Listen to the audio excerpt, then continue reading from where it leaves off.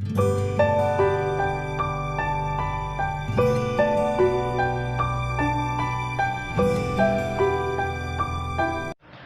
children, good morning. Today in this class I am going to explain you about the transportation of the gases, how the transportation of gases takes place in the respiratory organs. Okay, how they are transported through the blood.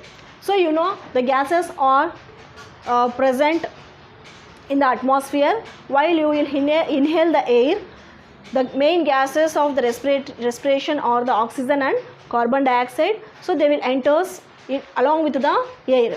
Okay, so while you inhale, the oxygen is taken into the respiratory organ, that is into the lung from the nostrils. Okay, so in the lungs the alveoli are present, so there the exchange of the gases takes place. Okay, there the exchange of the gases will takes place, and from the alveoli the pure blood, that is oxygenated blood, is supplied to the tissues. Okay, so that is the main steps that I have explained you in my previous videos. Okay, that is the exchange of the respiratory gases or the exchange of the oxygen at the alveolar level. That you watch my previous video, you can understand. Okay, now just briefly I will explain you that how the gases are transported. Just now I told you that, so from the nostrils the air will enters into the nostrils. So from the nostrils it will enters into the lungs. Okay, the lungs consists of the alveoli, right? So at the alveoli the exchange of the gases will takes place, and the pure oxygenated, that is oxygenated blood, is supplied to the body parts, that is body tissues.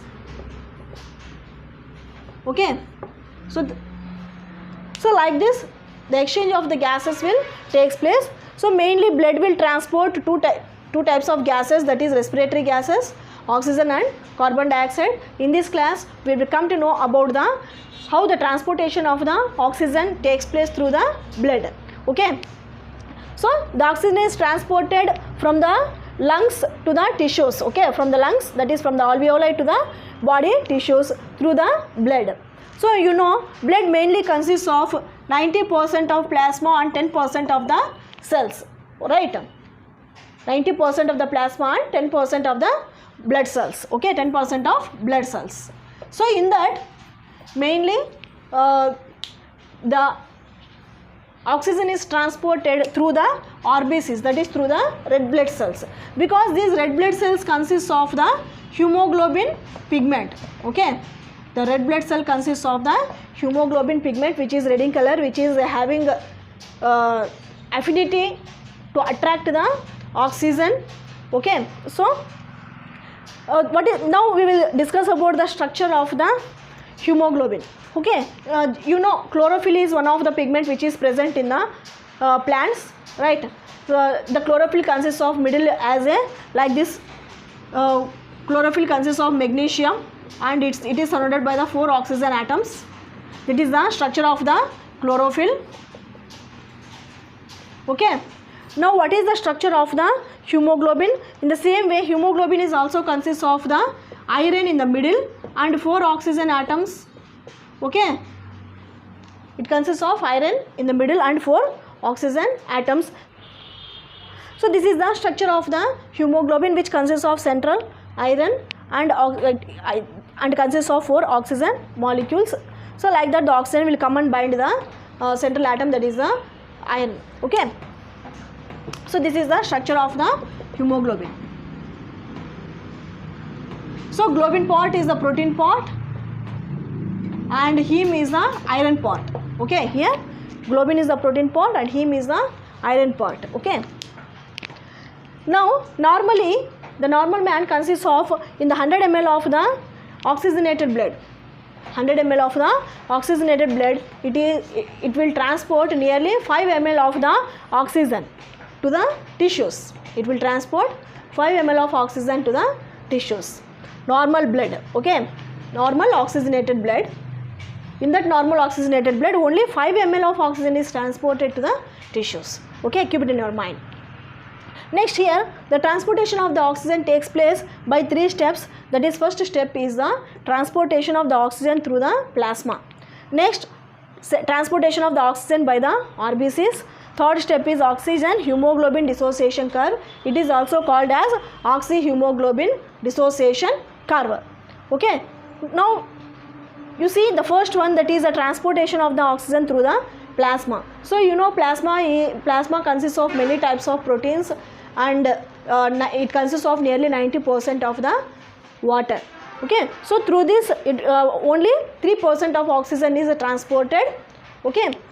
The next one is the transportation of the oxygen by the RBCs, that is red blood cells or erythrocytic cells. So, by these cells 97% of oxygen is transported. Why? Because these RBCs, that is red blood cells, are red in color because of the presence of this hemoglobin pigment. So, this hemoglobin pigment consists of heme part, that is iron part, and globin, that is the protein part. So, this is the structure of the, just now I explained you, this is the structure of the hemoglobin. So, it is having more affinity towards the oxygen. Okay. Next one is oxygen hemoglobin dissociation curve, which is a S-shaped curve. Okay. Now here the binding of the oxygen to the hemoglobin is related to the partial pressure of the oxygen. So these are some of the factors which affect the binding of the oxygen, okay, to the hemoglobin. So binding of the oxygen to the hemoglobin is related to the partial pressure of the oxygen. Partial pressure means that is the pressure you take while you are inhaling. When you inhale the air, the partial pressure of the oxygen at the lung will be less. Okay. After inhalation, it will becomes partial pressure of the oxygen at the lung level will becomes more. In the same way at the tissues level also. See here. So at the lungs, the partial pressure of the oxygen is more when you inhale the air. Okay. After the inhalation, the partial pressure of oxygen will be more at the lungs. Okay. Then at the tissues, the partial pressure of the oxygen will be less. Okay. The partial pressure of oxygen will be less. So what is happening here?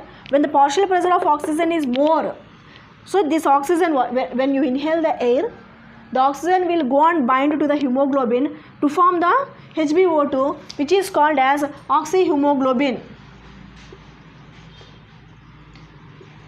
So this HbO2 is called as oxyhemoglobin. That is when partial pressure of oxygen is more. When the partial pressure of oxygen is less at the tissues, what will happen? This oxyhemoglobin will get dissociate and to releases hemoglobin and oxygen separately. Okay. So it is explained by oxygen hemoglobin dissociation curve. Okay. Next, what are the other factors which affect the binding of the oxygen? Or not only the partial pressure, the other factors are also there. That is the pH of the blood, that is hydrogen ion concentration present in the blood, as well as the temperature, that is the temperature of the blood, as well as the partial pressure of the carbon dioxide. So these are the main factors which affect the transportation of the oxygen. So here what will happen? Here Hb, you see, this is a reversible process. Hb plus O2 gives rise to HbO2 when the partial pressure of oxygen is high. When the partial pressure at the oxygen is low, that is partial pressure of oxygen is low, what will happen? It will get dissociate. The HbO2 oxyhemoglobin will get dissociate to form the again hemoglobin and oxygen. Okay. So the third step in the transportation of the oxygen is the formation of the oxygen hemoglobin dissociation curve. Okay. So just now I told you that the main factors that affect the oxygen are, that is carbon dioxide, that is partial pressure of the carbon dioxide. Next one is the pH concentration, that is hydrogen ion concentration, and temperature. Okay. So this oxygen dissociation curve is useful to study these factors also. Okay. So next, what is the oxygen dissociation curve? It explains. So it explains the relationship between the percentage of the, that is the percentage of saturation of the oxyhemoglobin, that is HbO2, the percentage saturation of the HbO2 towards the partial pressure of the oxygen, towards the partial pressure of the oxygen. Okay, so this will explains the, this is explained by the curve that is called as sigmoid curve, because it looks like a S shape, right? So it is called as sigmoid curve. Oxygen dissociation curve is also called as sigmoid curve. Okay, so what is happening here? Just now I told you that hemoglobin combines with the oxygen in the blood to form the oxyhemoglobin. Okay, so at the tissues what is happening? This oxyhemoglobin is dissociating and releasing the Hb, that is hemoglobin and oxygen. Okay, that I will explain now. So what is happening at the lung level, that is in the lung alveoli? So what is happening here? The partial pressure of the oxygen is more, and the partial pressure of the oxygen more means the partial pressure of carbon dioxide will be less, as well as the pH will be less and temperature will be less at the lung level. Okay, then what will happen here? The hemoglobin, that is the hemoglobin will combines with the oxygen to form the HbO2, that is oxyhemoglobin. Okay, it will forms oxyhemoglobin at the lung level. Okay, so you know, so oxyhemoglobin is formed. Now it is transported to the body tissues through the blood itself. Now from the alveoli it is transported through the blood. So this oxyhemoglobin is transported through the to the tissues through the medium, that is the blood. So at tissues what is happening? That is nothing but you take cell. So in the cells the partial pressure of the carbon dioxide is more and the oxygen is less. So now the cell will require the oxygen and it is ready to release the carbon dioxide. Okay, whenever the partial pressure of the oxygen will be more, the carbon dioxide is released out. Only that blood itself will take the carbon dioxide from the cell. Okay, now the blood will transport the oxygen to the cell, and from the cell itself the carbon dioxide is released again into the blood. Okay, so when it will happen? It will happen when the partial pressure of carbon dioxide is more at the tissues level, that is at the cellular level, and the partial pressure of oxygen is less, whereas the pH is also more and temperature is more. Okay, when the cell will consist of this type of environment, then only the oxygen is supplied to the cell and carbon dioxide will get splitted off. That I will explain the transportation of the carbon dioxide. So it will get split off and again that carbon dioxide is supplied through the blood. From the blood it will reaches the alveoli. Okay, so what is happening here? You leave that topic and come to the oxygen dissociation curve. So at the x-axis what is happening? It will explain, the x-axis will explain the percentage saturation of the oxyhemoglobin, whereas the y-axis will explain the partial pressure of the oxygen. So here what will happen is, so it will shift the left side. Okay, it will shift the left side, means at the lung level what is happening? At the lung level, that is at the alveolar level, the curve will shift to the left side, means hemoglobin is combining with the oxygen to form the HbO2, that is oxyhemoglobin, that is association process is taking place. So the curve will shift to the left, where at the lung level. Okay, now at the tissues level what is happening? That is at the cellular level what is happening? The curve will shift to the right side. Okay, that is the oxyhemoglobin which is formed get dissociated and forms Hb and O2. Okay, so the curve is shifted to the right side here, that is it takes place at the cellular level, that is here it takes place at the lung level. Okay, so this is explained by the Bohr's effect.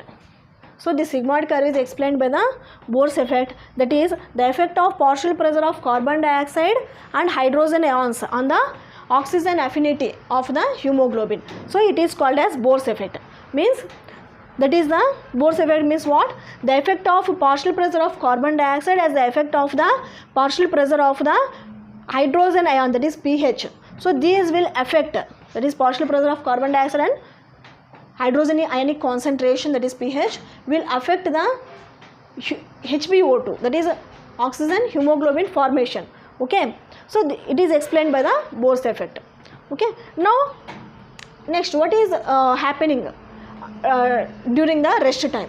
So while you are sleeping, there will be no need, the breathing will goes on and it will be normal. So there will be no exercise for your body parts, so there will be no need to take more oxygen and to release more carbon dioxide. Okay, so at the time what will happen, only 1/5 of oxygen is supplied to the tissues. Okay, only 1/5 of the oxygen is supplied to the tissues, and remaining carbon dioxide, that is 4/5, is sent into the blood. Remaining 4/5 of the oxygen is sent into the blood. So the tissues will require very less amount of the oxygen at the resting period. Okay, you keep it in your mind. It requires, the tissues will require very less amount of the oxygen, that is only 1/5 of the oxygen during the resting period, whereas the while we are doing the exercises, we are doing something work, then it will requires more oxygen. Okay, so this is about the transportation of the oxygen.